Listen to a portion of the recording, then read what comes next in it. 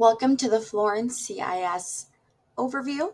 We're going to talk about the basic program overview, the application process, the requirements abroad, the course selection, housing, and costs and funding. So the first thing to understand is what is CIS. So CIS is the study abroad provider that helps run the program abroad.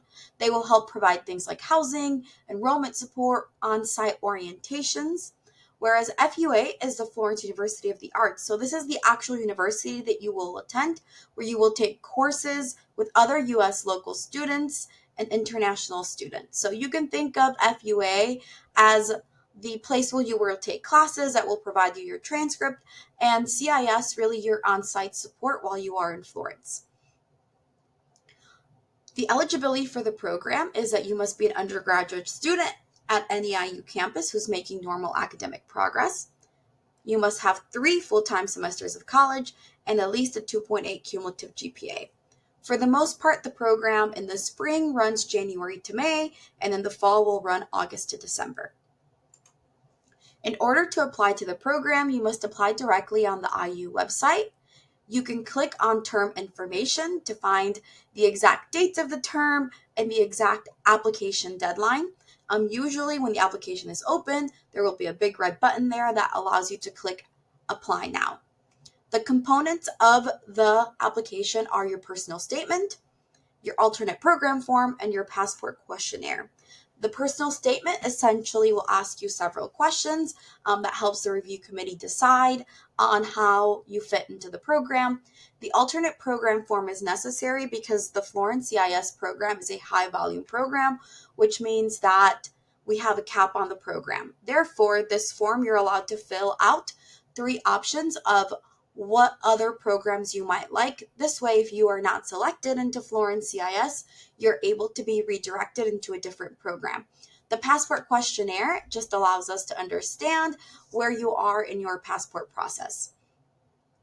For the most part, the application period for the spring semester opens in July, and the fall semester will open in December.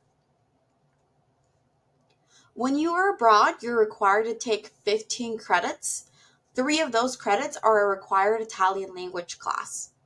It's important to understand that you cannot receive repeat credit in the class, therefore you have to continue your language sequence.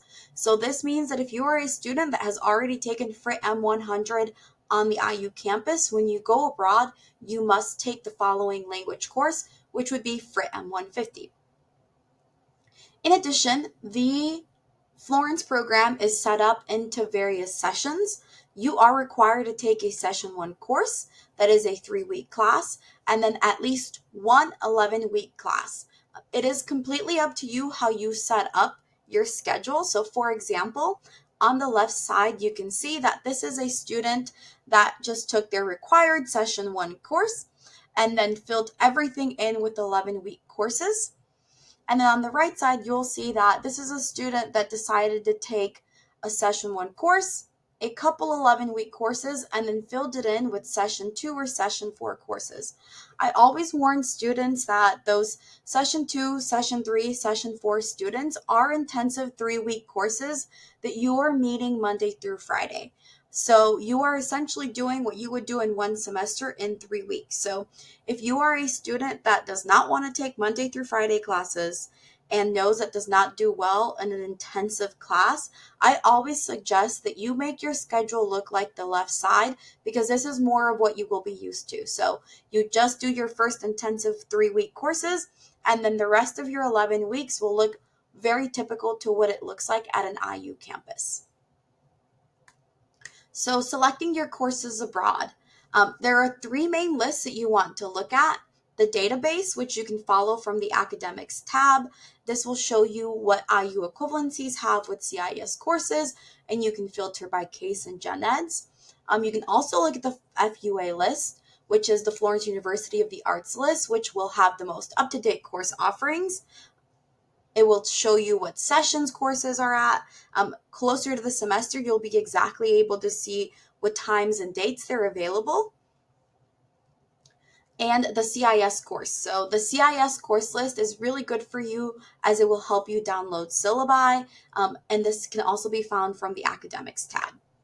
So for example, if you click on the FUA list, you'll be able to see the academic schedule. So you'll just want to select when you're going abroad, whether it's spring or fall. Always do your 15-week semester.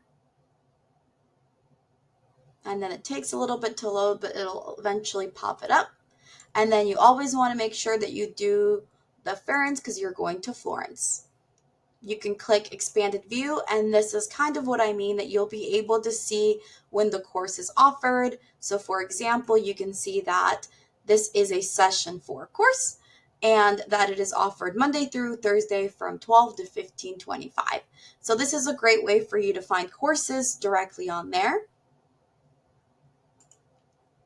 The database, for example, will have different information that's still useful. You'll want to select the CIS Florence program, and you can filter by departments. So for example, if you're looking for an art history course that is a case A&H, it'll give you the one art history course that we have that is a case A&H.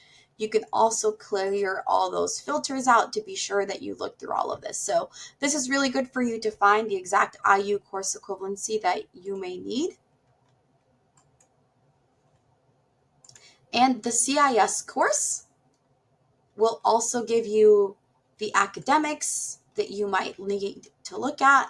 It'll have the full list of courses, and if you want to download a syllabus to send it to department for review, you can simply click on it and then click request syllabus, and it'll automatically download it into your computer so you can send it out. All right, so now we will cover housing. So included in the program price are apartments and dorms. So you have a shared room and shared apartments with 10 students, the dorm rooms that are approximately 25 students in single, double, or triple rooms. You may also upgrade and pay additional fees to CIS and sign up to live in the social hub, which are furnished double rooms. It does not include a meal plan. This is more of a luxurious dorm room experience. And then you also have the option to pay an extra fee for premium apartment tiers. Essentially, this is like apartments, but they just guarantee 8 or more premium features. If you are a student that knows it does not do well with sharing space, then I highly suggest you do the social hub, with the caveat being that it is further away from the city center of Florence and where your classes are. So I always say there's a give and take. Apartments and dorms, you have to be prepared to share space, but you'll be closer to the city center and Florence University of the Arts, or social hub and premium apartments where you might have a little bit more accommodations and a little bit more space, but you will be further away from Florence University of the Arts and from the city center overall. The costs and scholarships. So you can always find the IU fee sheet on our website by clicking the costs and funding and clicking the link. It'll show you exactly what you will pay to the bursar bill in that first column, and the second column will show you exactly what the extra costs might be. And then at the bottom, it will add up the total cost of the semester. This is also where you can find the IU refund policy. You can always check out our scholarships, make sure that you're checking out them by deadlines and applying by the deadlines, and do not wait for the program acceptance first, as sometimes there are some scholarships that you can apply to before being accepted to your program. If you have questions about how your existing aid can work abroad, then always be sure to check out IU Student Central. And lastly, for your visa, a student visa is required for the program. There's nothing to do before the application, as the process will begin post acceptance, but you do need to make sure that your passport expires 6 months past the end of the program date. So for example, if you're going spring 2026, the program ends in May 2026, so your passport would want to be expired past December 2026.